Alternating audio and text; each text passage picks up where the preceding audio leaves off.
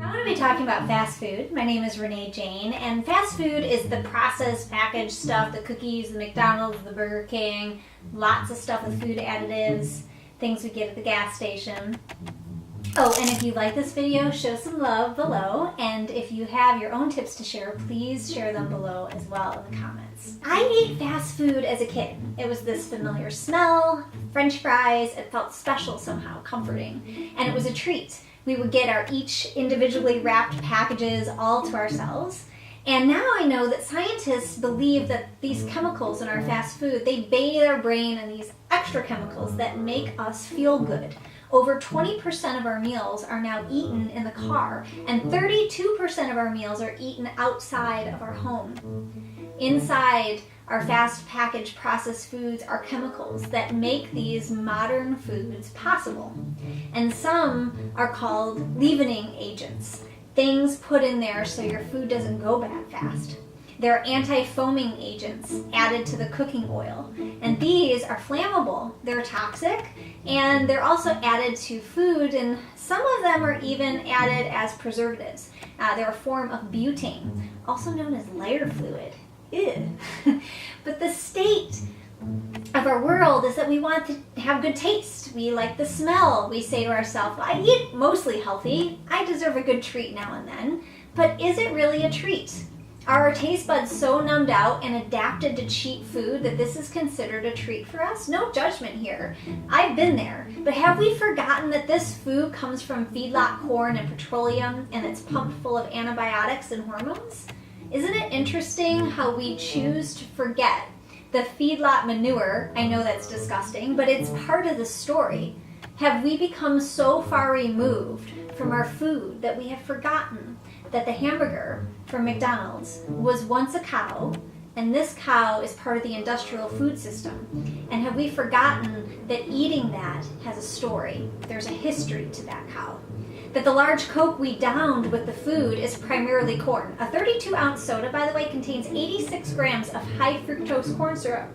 And there's corn syrup sweetener in the buns, thickening agents in our buns, corn in the ketchup, even in the salad dressing, if we opt for that healthier option at McDonald's.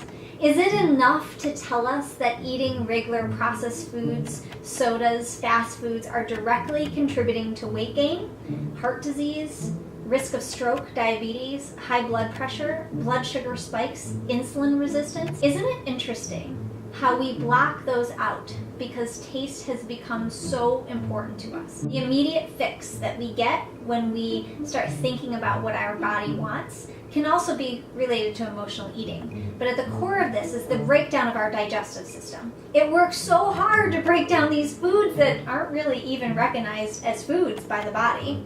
And then these carbs that we're eating turn into sugar. They're stored as fat, and then the result is you having this surge of glucose in your body, making it feel like it needs more and more and more. Your body becomes addicted to the sugar. It becomes emotionally, mentally, and physically addicted to the fast food. And I remember when I gave up fast food, I went through this period of time where it was so hard. I would drive by the Taco Bell and I would want to drive in so badly. And at the beginning, there's so many times I did drive through before I actually stopped. I want to share a few ideas with you today so you can break down how you can let go of junk food. And I remember thinking, the first thought was like, I'm gonna miss out. I remember feeling, how could I go in life without ever eating a chicken sandwich from Burger King or a Snickers bar ever again? I literally didn't think life would be as good without those things. But now it's 12 to 13 years later, and I have not had fast food since. And I think it's funny, you see, because I had numbed my taste buds out so much with those foods that I didn't know what it would be like not to have them. I didn't realize that I could find better, high quality, healthier versions of these things, that there would be no missing out, and that my mouth could still water and feel alive and healthy all the same. So you see, there's a shift in mindset, and we're not letting things go or missing out. We're inviting in a new standard for our taste buds. Instead of numbing out with low quality, we are raising the bar with high quality. I don't miss fast food in the slightest. Connect with your beliefs and your values also. This was huge for me. We have these things called espoused values. These are the values that we're actually showing up with in our life. And then there's also behavioral values, which are, how you desire to be showing up. A quick simple example of this would be if a company or an organization said and promoted all the time that family comes first, and yet they don't have office hours that help people get home to their family, or they don't have invitations that include family in the fold of the organization.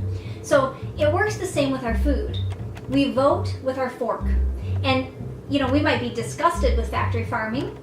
We might not like corporations deciding what we eat and what we don't eat. We might not like how food companies hide things in our food and we have no idea what we're eating most of the time. And we might even be vocal about these things. And yet, on the way home from work, we stop by and we pick up Burger King. So we're supporting the very thing that we're against. And what happens is we say, oh, it's just this one time, and it's only now and then. But what we can't see is that we're putting more trust into these numbed out taste buds when we eat the junk food than we're putting into our core values and what we stand for in life.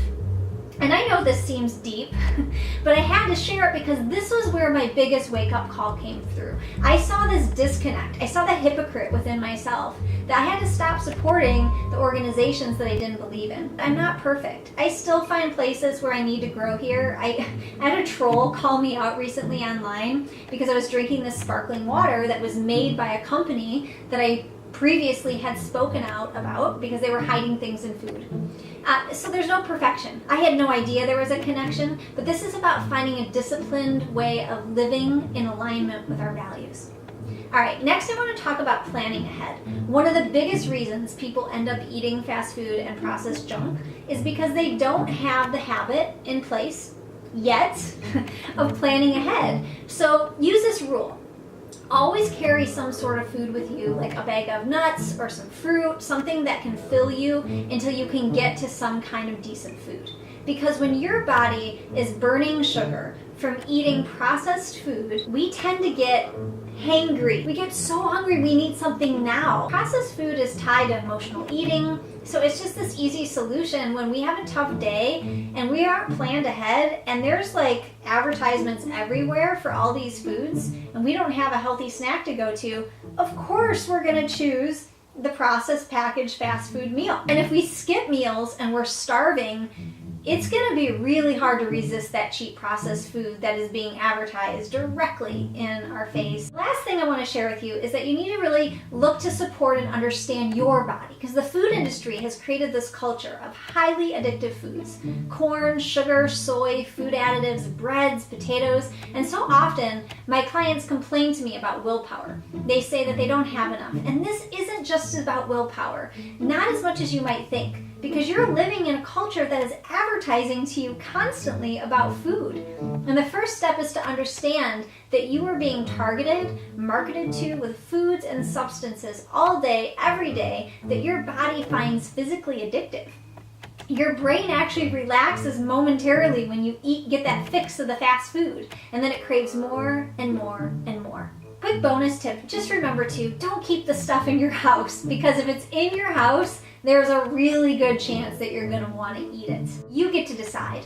How do I want my body to feel? How do I want my body to look? How long do I want to live? Educate yourself. Watch Fat, Sick, and Nearly Dead documentary, or watch or read anything from the author Michael Pollan, who's one of my biggest heroes. The Omnivore's Dilemma changed my life. And the documentary Supersize Me. Your body is begging for you to listen to it and to remind yourself that on the other side, there will come a day when you don't feel like you're missing out. You'll be so grateful you made the choice to support your health and to love your body. Until next time, this is Renee Jayne. And again, if you liked or loved this video, click below and show some love and leave me a comment. Perhaps we can have a conversation. If you need more support around eating too much junk food or fast food, or if you have tips for other people that have helped you out, we want to hear about them. So make sure you post them below and let's continue the conversation.